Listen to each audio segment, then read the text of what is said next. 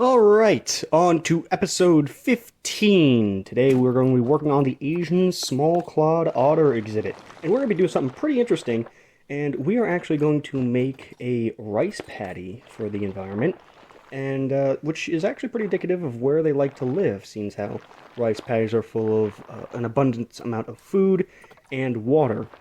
However, the rice is not the food in question for these animals, but we will get into that in a moment. Now, you may be thinking to yourself, but Raven, there isn't any rice in the game to be used for decoration. Well, don't worry, we will problem solve that in a moment. As for now, let's start to get what we have here. I've decided we're going to stick to only 3 layers for the rice paddy, just because there is a definite limitation to the capability of this game when it comes to water and terraces. So we're going to add this, put a little bit of dirt there to make it nice and smooth, and we'll really add some texture to it as we move on. And while I get all that ready, let's talk about the animal in question, shall we? So the Asian Small Clawed Otter, otherwise known as Onyx cinereus, which means blunt clawed and ashy gray, based on obviously the blunt claws and the color of the animal. And it's actually had quite a few different scientific names throughout its known existence, and I'm going to list a few off, starting with Lutra concolor by Constantine Rafinesque, followed by Lutra leplinix by Thomas Horsfield, and the current name is actually given to us by Reginald Pocock, a name that should sound familiar at this point because it seems that he has named everything. If you didn't see any of the previous episodes, he also gave the scientific name to the Arctic wolf, the Greenland wolf, and the Amur leopard, and I'm sure there's probably more, but it blows my mind how someone I've never heard of all of a sudden has apparently been everywhere and done everything. Now, his name was originally Amblonyx cinerea nerami. Now, early on in this exhibit, we're actually going to start adding some of the different barriers and the walkways because I feel like it's very important to set up how we're going to be viewing the area when it comes to the animal in question. As a more playful and entertaining animal to watch, it is important to note that we are going to want to put the viewing area where they're going to be the most interesting to watch. We could put it down where the opening is, just off the side of the paddy, but I've decided we are actually going to put it right at the top, and we are also going to add an extra little divot to the side. That way you can get a good look at them in the water and have a nice look at them in the rice, the quote-unquote rice itself. Speaking of the rice paddies, let's discuss their environment. Where do they live? Where can you find them? Well, Southeast Asia, which makes plenty of sense, seeing how that's the pack that they came in the DLC. But they could also be found in Southern Asia, aka India, and all throughout the northern islands of Indonesia. Islands like Borneo, Java, Palawan, and their biggest areas that they may exist in, more specifically, would be the basins of the Ganges, Brahmaputra, and the Mekong rivers. Now, these are some of the largest river basins in the area, so quite honestly, it's not surprising that they live in the entire southeastern part of Asia. And while we're on the discussion of the river basins they live in, that's also a very important part in the reason for their environmental status. So while they are in the vulnerable category, it's important to note that while yes, the average issues of animal conservation are in play, that being habitat destruction, hunting, one of the largest issues that they have is pollution. Specifically in some of the river basins that we've discussed. For instance, the Ganges and the Mekong are some of the most polluted rivers on Earth, and it leads to the extinction of animals quite often, and some we are witnessing today, including the Ganges river dolphin. But even with that issue, it is important to note that there is one other issue plaguing the Asian Small Clawed Otter, and that is the fact that it is the most common otter in the illegal pet trade. And there were at least 117 in the illegal pet trade within the years of 2016 and 2017. And this is why they've become an Appendix 1 species on the Conservation on International Trade in Endangered Species list, otherwise known as CITES.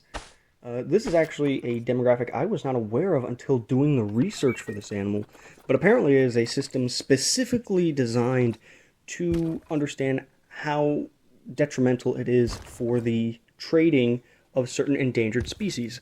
They are listed as Appendix 1, 2, and 3. Appendix 1 essentially means it's illegal, it's not good, but it's not causing a massive disruption. However, it is still something that needs to be curtailed, and essentially it just gets worse the higher you go. Appendix 2 is worse than 1, 3 worse than 2. Simple as that. I highly recommend you look into it if you get a chance and see just what it is, because, like I said, I've heard of a lot of conservation-based organizations. I've never heard of CITES before, and I do recommend looking into it. Now, when it comes to the environment we're making here in our exhibit, I am adding some hard shelter because every animal needs hard shelter, even the semi-aquatic ones. And I've decided to add a nice little stone outcropping, something that wouldn't be completely on the scene down in Southeast Asia. And I feel it would be a nice little hard cover for them, and then also giving it a nice aesthetic appeal once we start adding in the foliage. Now, we do still have a little bit to go over when it comes to their endangered species status, and that is the fact that they are pretty much protected in almost all natural ranges of the animal. Now, the reason I say natural ranges is because there were some events throughout the world where they had gotten loose. You know, when they are illegal pets, sometimes they accidentally make their way out. And one of the events that I feel are the most interesting is a group of these animals had actually escaped in England back in the 1980s, and were actually a pretty thriving population for the time, seeing how the local species had gone almost extinct at that point in history. Now, it is unknown if the population still exists out there, or if they all went extinct. However, there are two major theories on what happened to all those otters. One of which, they may have been killed by some of the native otters that were brought into the area to repopulate it, or, option B, they were straight up pushed out once the larger European otters were reintroduced into the rivers. Either way, it isn't actually conclusive if these small-clawed otters that made their way into England are still around, or if somehow they are still thriving somewhere in the countrysides of England. Let's get into the enclosure. As you can see, I've decided to take reeds and place them strategically along the water areas of the rice paddies in an attempt to simulate rice. It is a little different, but for the most part, they do look similar enough that you could absolutely use reeds as a placeholder for something like a rice paddy. I'm sure you could find mods or other works that could work better, but if you just want to use your basic everyday equipment, simply sinking your reeds into the water will give it more of a rice-like appearance. So now, back to the animal. Let's discuss the physical attributes at this point, and let's start with their size. Not only are the Asian small clawed otters small clawed, they're just small in general. They're actually the smallest Asian otter species, reaching roughly 28.6 to 37.6 inches in length from tip to tail, and are opportunistic carnivores, essentially meaning if it's made of meat, they'll probably eat it, whether it be crabs, mudskippers, rats, snakes, catfish. If they can catch it, they'll eat it. Now, I'm going to discuss a little something that I haven't done for all the other exhibits that I feel like I really should have touched upon by now, and that is the fact that sometimes when you're making an exhibit, you want to take into consideration the places you put food and enrichment items, and it is so that you can get the best possible viewing experience for your guests.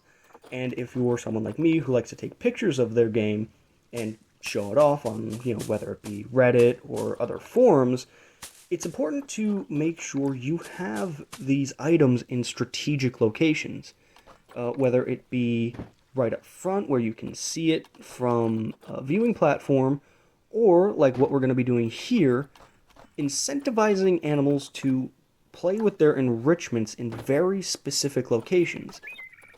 For example, I'm going to put a ball right here, right by where you would be standing in that rice field to give them some motivation to do something very cute in front of the audience. Also, don't mind the increase in foliage. That was always there. You just blinked and didn't see it. We're also going to add this nice little bit of stone to make it easier for them to actually access the area, just in case they can't climb up the sides like you would hope. And obviously we're going to add some more stone just to kind of make it look and feel more natural with the path itself that we're making along the side here. So it doesn't just look like, you accidentally put them in because you forgot that maybe a tiny little otter can't truly climb the side of a 90-degree angle. Alright, now let's add our animals and see just how much they like their new exhibit.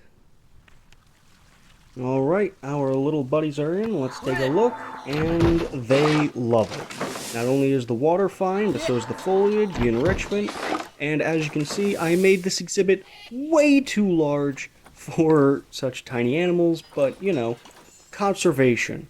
Let's just pump them numbers, get them breeding, release them to the wild, because we're great people like that. If only it were so easy. Anyway, I appreciate you watching.